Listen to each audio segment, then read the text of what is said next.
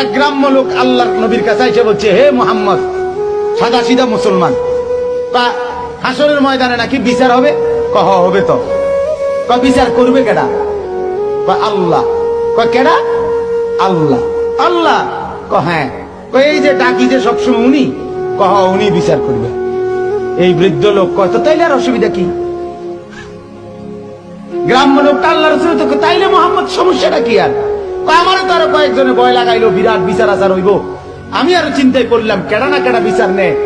এখন শুনছি যেহেতু আল্লাহ বিচার করে, উনারে তো আমি চিনি, আমি তো 5 ওয়াক্ত উনারেই চিনি, আমি রুকুতে উনাকেই চিনি, সেজদা করতে উনাকেই চিনি, আল্লাহু আকবার বলতে উনাকেই চিনি, আলহামদুলিল্লাহ পড়তে উনাকেই তো চিনি, সুবহানা রাব্বিয়াল আযীম বলতে উনাকেই তো চিনি, সুবহানা রাব্বিয়াল আলা বলে উনাকেই তো চিনি, প্রতিদিন সেজদা করে উনাকেই তো চিনি।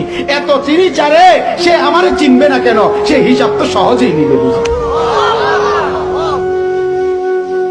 হ্যাঁ, এজন্য মুমিনের মরতেই অসুবিধা কি? মুমিনের বাঁচতেই সমস্যা কি? কথা বলেন না কেন? ইমানদার মরলেই অসুবিধা কি? ইমানদার বাঁচলেই অসুবিধা কি? ইমানদারের কোনো অসুবিধা নাই। সমস্যা সুদ করে খেতে মরলে সমস্যা, মাইরা হতাইলে বোধে। কথা কয় না, বাইরে সিধা করে